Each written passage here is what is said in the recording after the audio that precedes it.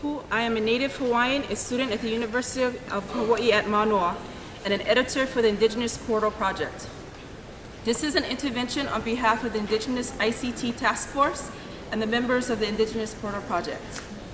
The Indigenous Portal Project is an outcome of the World Summit on the Information Society. The Indigenous Caucus there called for universal Indigenous connectivity and the development of Indigenous-specific information and communication technologies. The development of an Indigenous portal was endorsed as supporting this vision.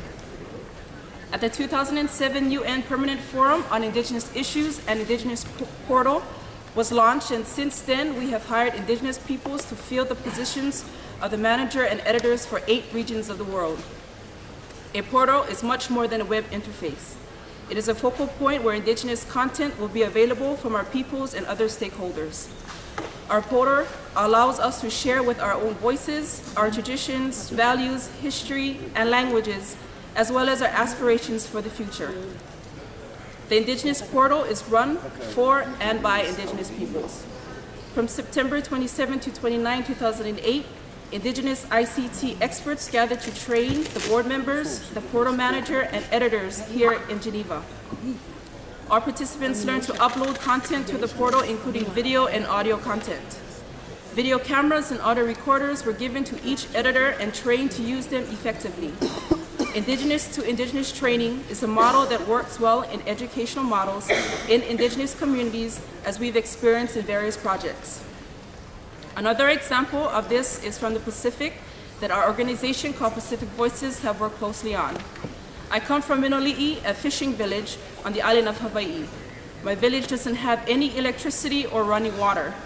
Our opio and children are choosing to not continue our traditional fishing practices and would rather leave the village to do other activities.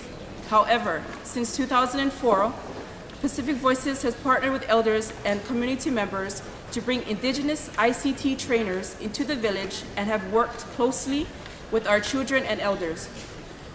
We have used various technology tools to document traditional knowledge and to produce how-to videos where our elders teach our youth to prepare traditional fish bait, fish nets, and other practices. Our children are now becoming more and more interested in these practices and also using technology to document these soon-to-be lost practices. Our Indigenous youth now ask us for more and more trainings and possible cultural exchanges with our Indigenous youth, which they have enjoyed over the years. Since then, we've also hosted a film and multimedia festival with 5 other fishing communities from Hawaii. We will submit more information about our project and other trainings that have worked for your considerations of lessons learned and challenges for this study on the right to education.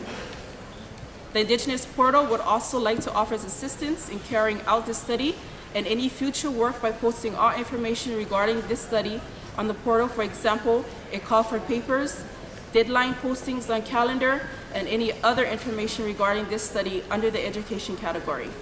Each of our editors can also assist with reaching out to Indigenous organizations in the region. We are committed to working closely with members of the expert mechanisms on the rights for Indigenous peoples and our Indigenous brothers and sisters. We welcome all of you to visit us and share your voice at indigenousportal.com. Thank you.